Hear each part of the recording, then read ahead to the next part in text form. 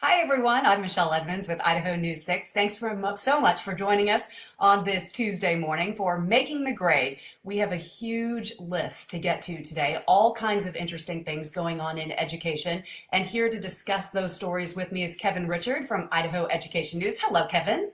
Hi, Michelle. How are you? I'm good. So the entire state is back to stage three, which of course, Ada County has been in this stage three for a while. But the governor saying yesterday, because of case numbers on the rise and because of hospitalization rates, he is moving and had a direct order to move the entire state back to a modified stage three. So the question here on Making the Grade is, what does this mean for schools, Kevin? What does it mean for school districts? Not much.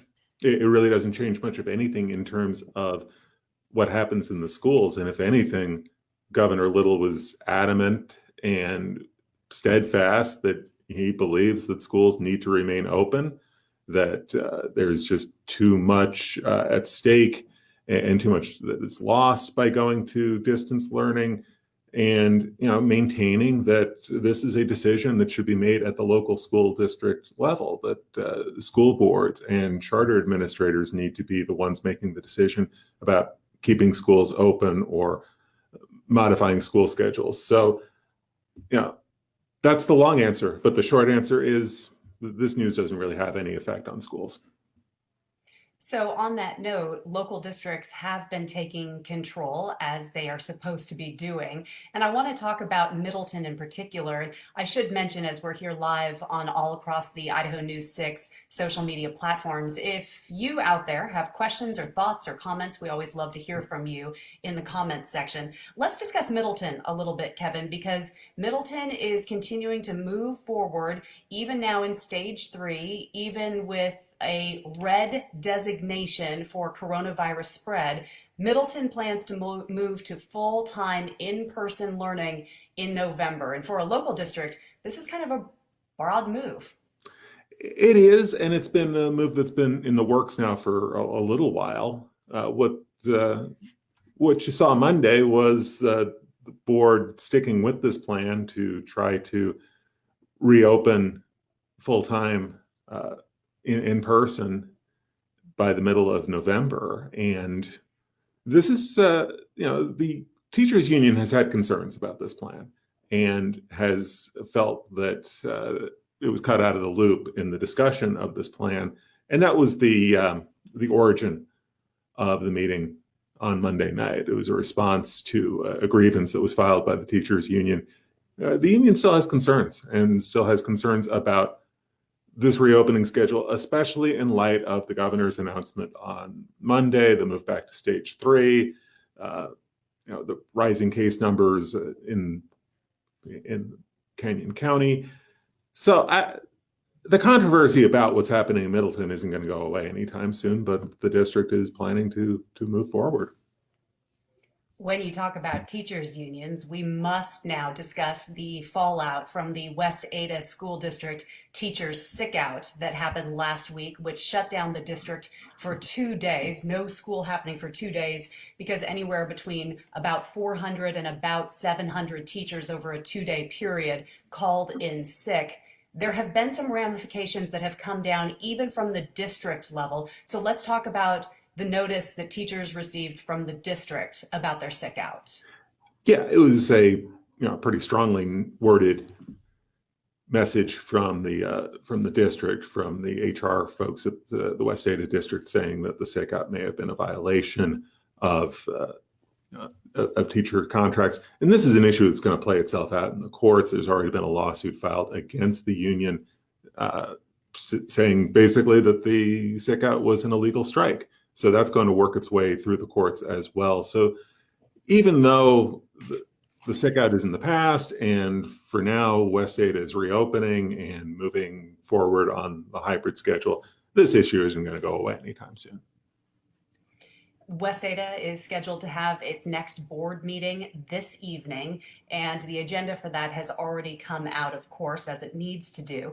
Kevin, I want to take us to a couple of interesting points that will happen tonight at the board meeting. The most major one being that they are going to be hearing from Dr. David Pate, who has been putting together some kind of idea of what the reopening plan for West Ada should look like from a medical professional's opinion. It's interesting to me that West Ada has continued to revise its reopening plan and only now has engaged medical professionals. What do you take from that?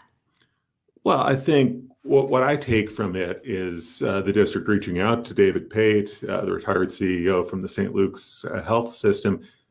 I think the district realizes that it's got a really difficult needle that it's trying to thread here. You have teachers who are still upset, who are still worried about being in the classroom. You have parents who are still impatient and still wanting to see this reopening plan move forward more quickly. That's why you have this recall election going on.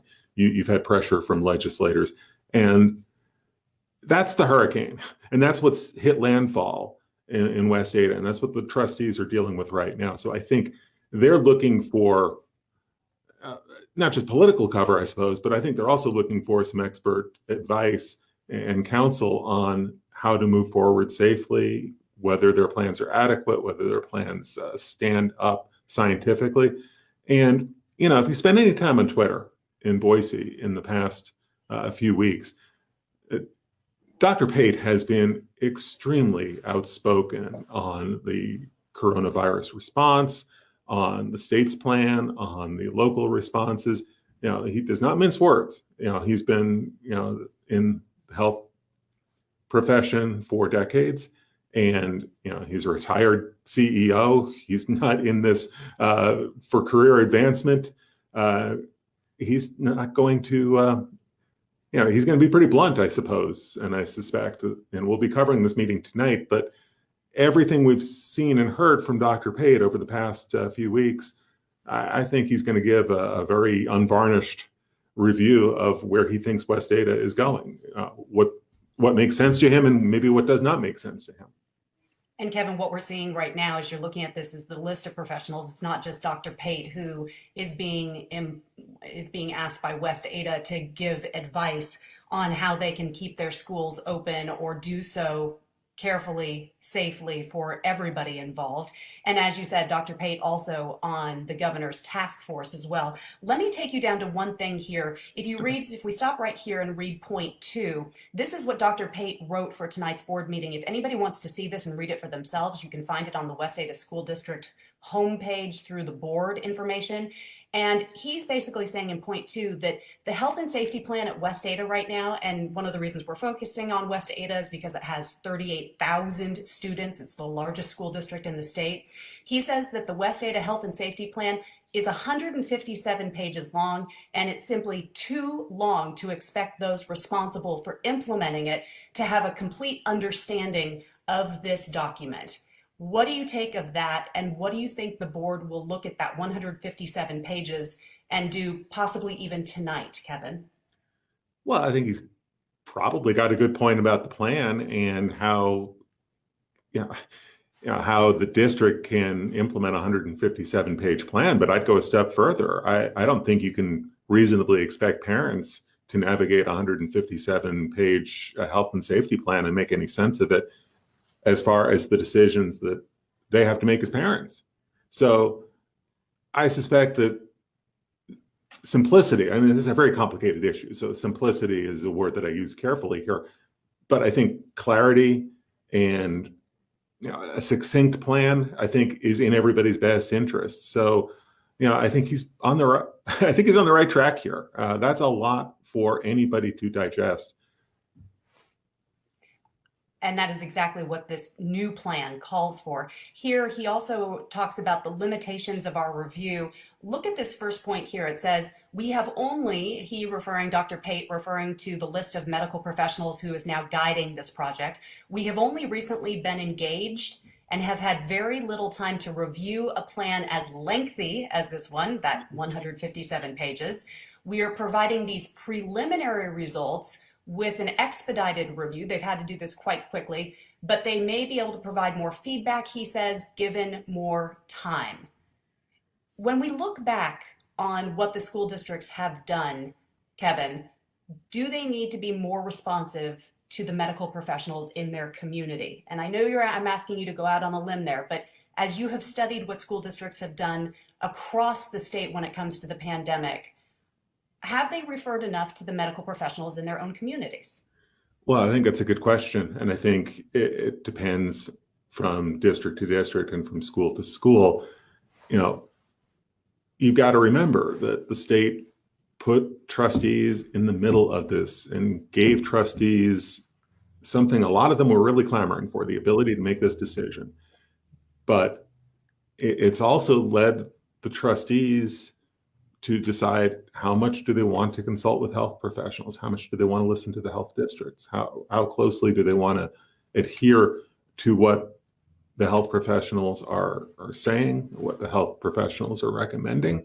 So that's kind of a hedge of an answer, I understand. But I think the response that we're seeing from trustees and from school boards, it varies from community to community. And I think that's a lot of the frustration right now, though, for trustees, is trying to figure out how to navigate this issue and how to make a decision that makes sense scientifically, that makes sense from a public health perspective. I mean, these are trustees, they're elected officials, but they're not medical professionals, they're not infectious disease experts, and they're having to make this decision in real time. And with changing times too. I should make mention that Dr. Pate's message to the West Ada board that they'll take up tonight includes 73 recommendations of how they can change the plan immediately. So it'll be interesting to see once again tonight what the West Ada board decides to do with these recommendations. It's a lot. It's a lot to handle, and we understand that there's a lot to be read here and digested.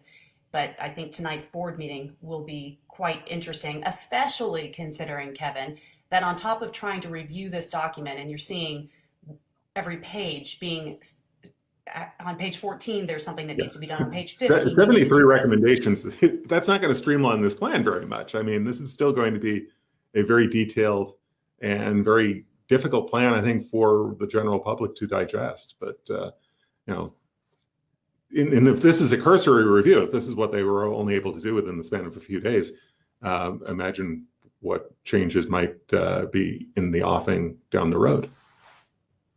The other thing that the West Ada board will be dealing with tonight is the resignation of one of its trustees. Steve Smiley has submitted his resignation. He's the trustee from Zone 3. Kevin, once again, this is not the first trustee we've seen who has decided that all of this is just plain too much to handle. Right. And, we've not had a chance to really hear from Steve Smiley about the reasons behind his decision. But, the timing in light of what's been going on in that school district these past few weeks and these past few days, Smiley abstained in the vote a few days ago on reopening and going to the hybrid plan. I've known Steve Smiley for a long time as a legislator, as a candidate for state superintendent back in 2006, and now in his current role as a trustee. He's a former teacher. He comes at this as an educator, and I did a piece last week about the challenges that trustees are facing, and I wrote the story, actually published it the day before we heard about Smiley's resignation. So the timing was pretty it was pretty timely story, as it turned out. And I spoke to former trustees in both Boise and West Ada about just the challenges that they're dealing with. And I spoke to Troy Roan at some length. He's a former Boise trustee, resigned a month ago, frustrated because of the challenges of making these decisions at a local level, frustrated because he believes the feds and the state have punted this issue to local school boards. I think that frustration is very evident, and I think that frustration is probably very pervasive. And I think,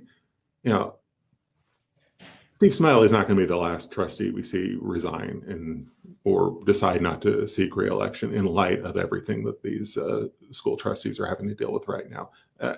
It's an unpaid position. Nobody's in this thing for political advancement. Obviously, nobody's in it for the money. And a lot of school districts really struggle to find trustees. Steve Smiley himself was appointed, and never faced opposition at the polls. There just aren't that many people who want to run for trustee, even in a school district as large as West Idaho.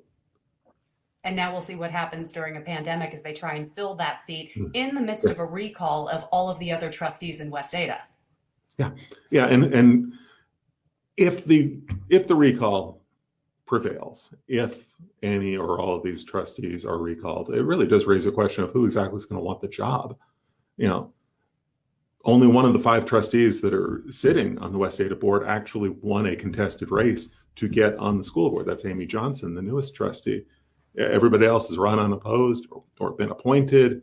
You know, this is just not a position that you have, you know, a whole flock of wannabe trustees waiting in the wings. It just, this is not a position like legislature or city council where there is often, you know, multiple candidates and you know, a number of folks seeking the office. It just doesn't work that way with trustees. We have to thank all of them for their hard work. No matter where you believe they stand, we have to thank them for their civic duty right here on Making the Grade. I want to bring in a comment here. April's joining us, Kevin. She says, West Ada is trying. My daughter started kindergarten this year. I was heartbroken when she couldn't go to school. We completely understand that. The school she goes to is so awesome and trying hard to keep the kids, and then she means safe here, she said afterwards, and teach at the same time. So Dana's asking an interesting thought, and I don't know if you've heard anything about this, Kevin, if there are any rumblings of this, but with days possibly being taken out because of maybe a sick out or the late start of the school year for some districts, you know, she's saying, I bet the kids will go to summer school, meaning will they have to add days on to the end of the school year in order to make sure we've hit our mandate for the number of days in school? Any rumblings of that you've heard? I haven't heard any rumblings about that. It's a good question and something we're going to want to watch as this unfolds, because you're right. You know, schools have to meet a minimum number of hours. It's instructional hours. It's not school days per se, but you get the point. You know, schools are supposed to provide a certain minimum level of instruction over the course of a school year. I go back to Snowmageddon a few years ago, and you know, all the cancellations that we had in schools in, I think it was 2017. It feels like it's 30 years ago, but it's only 3 years ago. I don't recall districts staying open for weeks after that or for days after that when you had pretty widespread cancellation. So I don't know how this is going to work with the pandemic. And especially if schools don't close per se and they just go to virtual, or if they go to blended virtual and face-to-face, then they're really not closing, and the instructional hours really aren't diminished. They're just instructional hours that are taking place at home. So it's a good question. It's certainly something we'll want to keep an eye on. My guess, as I'm talking myself into an answer here, my guess is you probably won't see schools open for weeks in the summer in 21. I could be wrong. So much can happen between now and then, but that would be my first guess. And it really is just a guess. Kevin, let's move on to a bit of a brighter spot in education news from the past week, and that's the campus coronavirus cases. You've been taking a very serious look every week now at what's happening on Idaho's colleges and universities when it comes to the number of COVID-19 cases, and some good news to report. Yeah, the trends are moving downward. You know, even as statewide case numbers are increasing rapidly, and we keep writing about that and we keep tweeting about that, and it's important to keep a focus on what's happening statewide.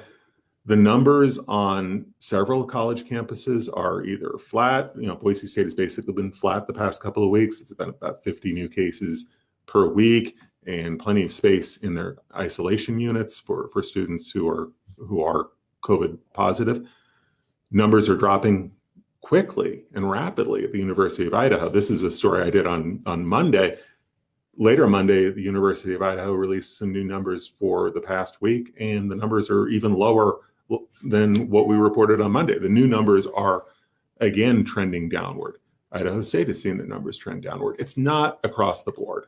There are some areas that are increasing. North Idaho College was the one that jumped out at me this week. Pretty rapid increase. they've had rapid increases in overall case numbers in Kootenai County. But on the whole, the trends are positive. Even flat numbers at Boise State or lowering numbers at U of I and Idaho State University and BYU Idaho, where numbers have really been increasing in the community. That's a positive trend. We'll see how it holds up, and we'll see if it continues as the weather gets colder, as the semester moves towards Thanksgiving break, and that's kind of the break point for fall semester. Boise State, U of I, Idaho State are going to move online after Thanksgiving. So, about a month away from that, right now the trends are looking pretty good. I'll take that. In the midst of everything that we're going through at this moment, I will take that. We'll just wait and see. We'll see if it holds. And if you want to check out, Kevin puts a list out every single week. So if you want to check out if your kid is up in Moscow or trying to figure out if they're going to go to school, if they're a senior next year and you want to be looking at trend numbers, this is definitely a spot to go. IdahoEdNews.org. Yep. So let's stick on higher education for a moment. Did we finally get enrollment numbers? Are they out and are they official? And where does Idaho stand when it comes to students going off to college this year? We did for the four-year schools, and the numbers are, again, these numbers are not that bad. And that's a relative statement. Everything's a relative statement in 2020. The universities that saw decreases in enrollment, and here I'm thinking about U of I and Idaho State, the decreases are not as severe as was feared. Back in the spring, when colleges closed and moved online, the concern, based on what the national projections were pointing towards, the fear was that you would see enrollment drops in the 20% range, which would have a devastating effect on university budgets, on college budgets. That didn't take place. The decreases in terms of students on campus seeking degrees, pretty modest decreases at U of I and at Idaho State, and actually a slight increase in campus enrollment at Boise State. Where the numbers have dropped, and this is interesting, and it's a story that I want to take a closer look at here at some point pretty soon. You're seeing a pretty significant drop off in dual credit. That's the number of high school kids who are taking college level classes, usually for free because that's state funded program. That decrease has been pretty sharp, and it does factor into enrollment. Even though these are high school students, their numbers are part of the overall enrollment. So, a lot of the decrease, Boise State's talking about an 8.3% decrease in enrollment. That's the total enrollment that includes dual credit. But really, almost all of that decrease can be traced to dual credit. It can be traced to high school kids who just are not scheduling taking college level classes this year. So it's an interesting development and something I want to take a closer look at, because the state has staked so much of its campaign to get kids to continue their education on dual credit. They have really staked a lot and put a lot of money into encouraging and funding high school students taking college level classes. If that program is in decline because of the pandemic, that could have some implications down the road in terms of college enrollment. So it's something we want to take a closer look at. And Kevin, I didn't realize until I read your story that those high schoolers doing dual credit actually count toward the number of students enrolled at the school, because they're not full-time students. Mm-hmm. Yeah, and that was something I really wanted to try to differentiate as I wrote about the enrollment numbers for the four colleges and universities, because if you look at that total head count and you see an 8.3% decrease at Boise State, you think, wow, that's really a hard hit. When you factor in that almost all of that can be traced to the dual credit program and to high school students not taking Boise State classes, then all of a sudden the decrease, well, it isn't a decrease at all at Boise State. It's actually a very minor increase, which in this climate, that's good news. Talk to me a little bit about the freshman class and what you found out about whether or not the number of freshmen entering Idaho's colleges and universities dropped off because of the pandemic. That was obviously something we talked about last spring. And also, what about minority students? Because again, the state has had a push to make sure that we are getting minority students into higher education as well at the numbers where they should be. And that's been a struggle. So freshman class and minority students, where do those two stand when it comes to higher education? Yeah, by and large, the freshman numbers, the in-state freshman numbers are down, and that's a concerning point because it's a sign that high school kids who graduated in 2020 for whatever reason are not showing up on college campuses. Maybe they're reluctant to attend on-campus classes in the middle of a pandemic. It may be financial, it may be the economy, it may be a lot of different things. It may be who knows. But those trends are concerning because, as you alluded to, the state has been putting so much emphasis on trying to get high school graduates to continue their education in some form, including, but not limited to, going to four-year colleges or four-year universities. So we'll watch those numbers very closely, and we'll also watch the numbers pertaining to students of color, and those are mixed as well.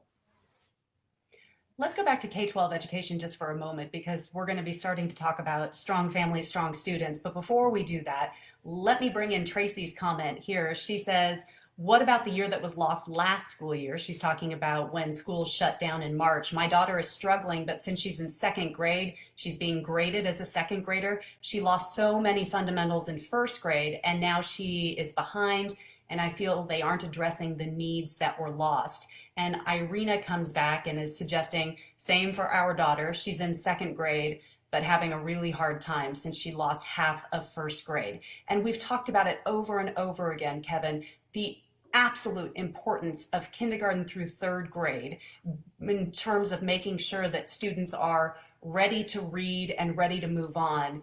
I just feel for these moms so dearly, and what the schools are trying to have to do in order just to get caught up on so much work from last year and now try and move kids forward this year. It's not easy. And I think it's even tougher in the early grade levels. And a lot of school districts have really emphasized trying to get face-to-face learning first and foremost in those elementary grades. Not to diminish the importance of face-to-face learning in junior high school and high school, but really emphasizing that elementary school kids need that face-to-face contact with their teachers. I think everybody understands that, and I don't think there's any disagreement about that.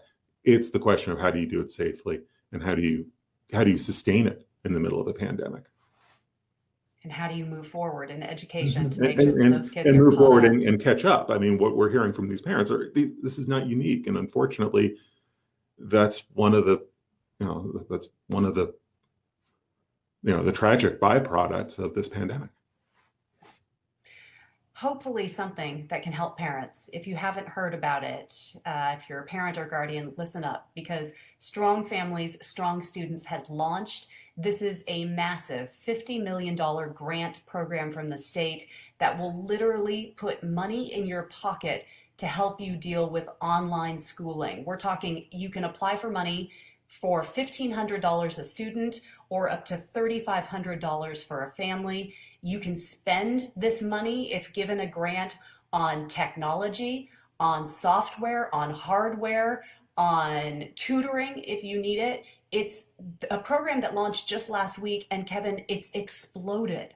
Yeah, the demand has been overwhelming. And when I say overwhelming, I mean, they crashed the system on Wednesday when this page went live. There were so many parents wanting to apply for a share of the money. I mean, 14,000 applications just in the first 24-hour period.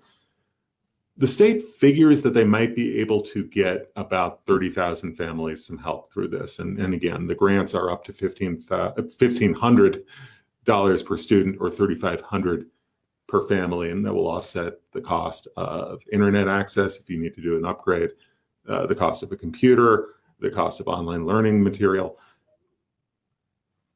The demand was, I don't know if I'd be terribly surprised. I mean, I think the state board expected that there would be a lot of interest in this program. I don't know if they expected 14,000 applications in the first day, But if you're interested in this, if you're having to teach your kids at home and you're struggling to, if you're struggling with the infrastructure, the physical infrastructure, this is a program that's designed to provide you some money to offset those costs. But again, the demand has been so, has been so overwhelming that if you're interested, go onto the state board's website or go on our website and we'll link you to the program. It's I an would online apply. application. I would apply sooner, not later, because the application window, while it does go until December, probably a good idea to apply quickly. We should mention it is a needs-based grant, but it It is is. also first come, first serve. As you're saying, Kevin, we're looking at the website here. You can go directly to the website. It's strongfamilies.idaho.gov, as you're seeing right there. And this is where you apply. It'll walk you through exactly what documents are needed. But the State Board of Education tried to streamline this process and not have parents jump through a lot of red tape. So I'll be very interested to see where and how this $50 million, how fast it actually goes out the door. I'll be interested in how quickly it is gobbled up, and I'll be interested in how many eligible applicants were shut out, because $50 million, it's a lot of money. But if you're trying to help 30,000 families, at some point you're going to run out of money, and that some point could come fairly quickly based on what we're seeing so far with the application. So I'll be curious to see how far the money goes, how much need is met, and really where the money is spent within the state. I'm hoping we can get some breakdowns that look at how the money was distributed district by district, community by community. I think it would be a really interesting data point as we try to quantify this digital divide that we keep talking about. And we should mention that the $50 million is coming from the federal government through the CARES Act that was given money to states in order to spend on certain issues. And Governor Little spearheaded this effort to make sure that this $50 million from the feds went specifically to strong families, strong students. Kevin, just real quickly touch on that, because we talk about the digital divide here on Making the Grade so often. And parents, we'd love to hear from you. What are your biggest struggles when it comes to doing life all like this now that we've had to do it? Is it technology? Is it internet concerns? I would love to hear from people about what their greatest needs are. Do you suspect that we will get that kind of data out of what happens with strong families, strong students? Will we know exactly how people are going to spend the money? Well, I hope so. I hope, if nothing else, it'll give us an idea of where the demand for this money is, and where some of the trouble spots are in terms of infrastructure, in terms of technology. And we're not even talking about the other obstacles to online learning. I know how difficult this is for families. I know how difficult the juggle this is in terms of scheduling and logistics. This is just talking about the raw materials. This is just talking about the computing devices, the internet connection. That's when we talk about the digital divide, that's what we're talking about here. A technological obstacle, to kids learning online. So yeah, I'm going to be really curious to see what sort of data we get at the end of this. We're bringing up the website right there for you. And the other website you need to keep in mind, everybody, is if you want to read much more about all of these stories and see incredible breakdowns of coronavirus case numbers, whether that be on the college campus level or down to the K-12 level with different schools, all that information is at idahoednews.org. Kevin, who knew you would be tracking this kind of data back in March? Who knew? I mean, it's all changing before our eyes, and it's all unfolding before our eyes. It's tracking, a digital divide. It's tracking case numbers. It's tracking hospitalizations. It's a lot of stuff that we did not expect that we'd be tracking, but we're doing our best to stay on top of it all. We really appreciate the team at Idaho Ed News. So we like to end our Making the Grade segments, if you've joined us before, with our digital divide, because Kevin and I don't see each other in person anymore. And so I've asked him to give me a show and tell because I just like hearing about his life. And so we've developed a show and tell, whether it be looking at socks or something from his running escalades. And so every day or every week, Kevin, you get to surprise me with something else. I I'm just working feel on like it. this is so second grade, and I love Yes. it. It is very second gradish, but it's really fun. And so I debated about which way to go, but I decided I go with a mask this time. So we'll throw Oh, the mask on. This is my alma mater. I'm very conflicted. Okay, I think as you know, the football season is resuming, and really my two alma maters, Northwestern Northwestern. and Boise State. I did get my graduate degree from Boise State a couple of years ago. Both returned to the field this weekend, and you know, I've got to be honest with you, as a big college football fan, I'm excited about that. I was excited to see both my alma maters win over the weekend. But obviously, I'm conflicted. I think we all are at some level. I mean, we know that we're in the middle of a really serious crisis, and it isn't getting better. And if you look at the numbers, it's going to get worse before it gets better. So I have definitely mixed feelings. I do not have mixed feelings about masks.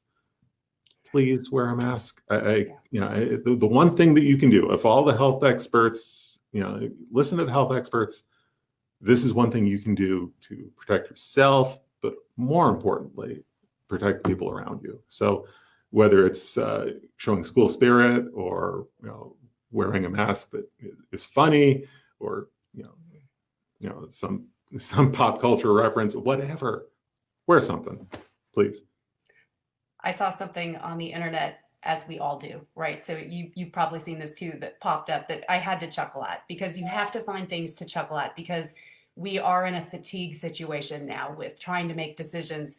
And it had to do with Halloween and masks. And it said basically, I'm not celebrating Halloween this year because I've been wearing a mask forever and I've been eating candy like crazy since March. So Yeah. I thought that was really funny and hit way too close to home for myself, because obviously I am wearing my mask. And it's really nice that you can't see the lower part of me, because that would be the candy part. No, no, no. Oh, Kevin, we really appreciate so much what you are doing at Idaho Education News, all of this information. And as we sign off, we appreciate all of you joining us. If you continue to have comments or questions, thoughts, we'd love to hear you in the comments section.